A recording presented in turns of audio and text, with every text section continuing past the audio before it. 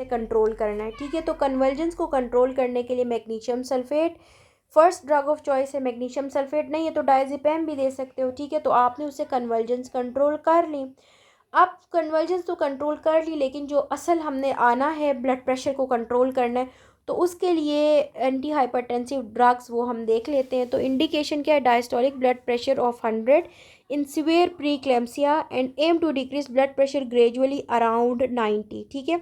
अब ये जो हमारे पास डायस्टोलिक ब्लड प्रेशर है वो अगर 100 तक आ जाए या 100 एंड अबव हो, तो इसका मतलब है कि हमारे पास क्या है, सीवियर प्रीक्लेम्सिया का पेशेंट है। क्लियर। और सिस्टोलिक कितना है, ग्रेटर और इक्वल टू 160। तो ये हमारे पास सीवियर प्रीक्लेम्सिया का कैंडिडेट है, ठीक है।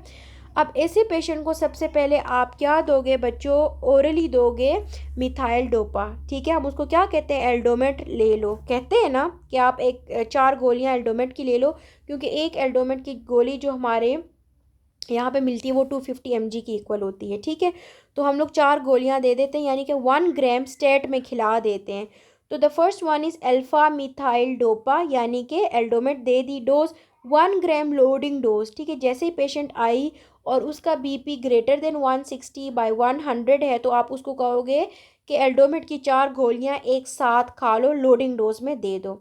अब उसके बाद हम क्या करेंगे, then 1 to 2 grams in 4 divided doses.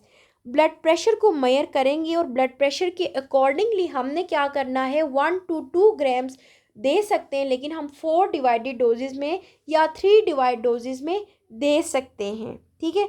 अब ये जो हमारे पास मिथाइल डोपा है, इसका इफ़ेक्ट जो है आफ्टर 2 डेज़ आता है, जल्दी से इफ़ेक्ट नहीं आता, ठीक है।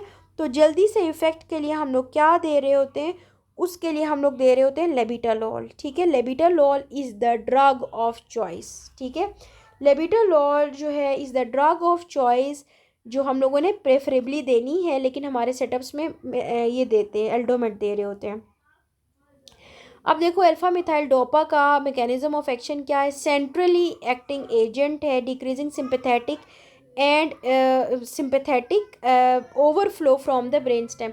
सिंपैथेटिक ओवरफ्लो को रोकती है, जिसकी वजह से क्या होता है कि वेजोडाइलेटेशन और बीपी जो है फर्दर लो हो जाएगा।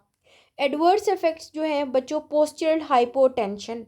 अब ये आप याद रखना है, पेशेंट को हम लोगों ने फुली सीटेड और जो हमारा है रूम, ठीक है, बीपी वगैरह देखने के लिए एचडीयू कह लो या एक्लेम्सिया रूम, उसमें रखना है, सो दैट हम लोग मॉनिटर भी करते हैं। डिप्रेशन में जा सकती है, nightmare, cholestatic jaundice and haemolytic anaemia, ठीक है, ये हो सकता है as a side effect of this alpha methyl dopa.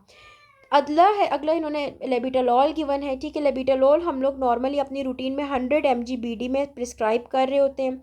अगला हम दे रहे होते हैं कैल्शियम चैनल ब्रोकर्स, यानी कि नेफेडिपिन, ठीक है। और वो हम लोग कैसे दे रहे होते हैं, 40 मिलीग्राम्स पर डे ओरल इन 2 डिवाइड डोजेस, यानी कि 20 mg BD में देंगे, ठीक है। और बीटा ब्लॉकर्स में हम लोग अगर देखें तो एटिनोलॉल दे सकते हैं, ठीक है।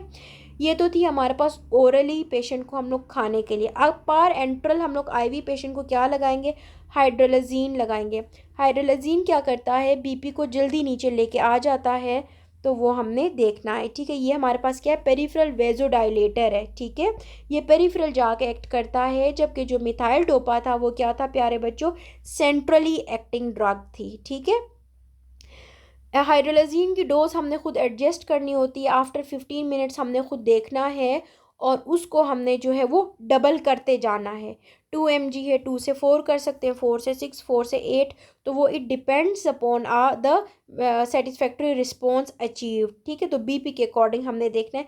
और इसका एडवर्स इफेक्ट बच्चों टैकीकार्डिया है, यानी कि पल्स रेट एकदम से ऊपर चली जाएगी, पेशेंट पेल्पिटेशंस की वो कर सकता है आपसे कंप्लेन। तो this is the side effect. Clear. ये थी हमारे पास anti hypertensive drugs to control raised blood pressure. उससे पहले हमने पढ़ा था एंटी कन्वल्सेंट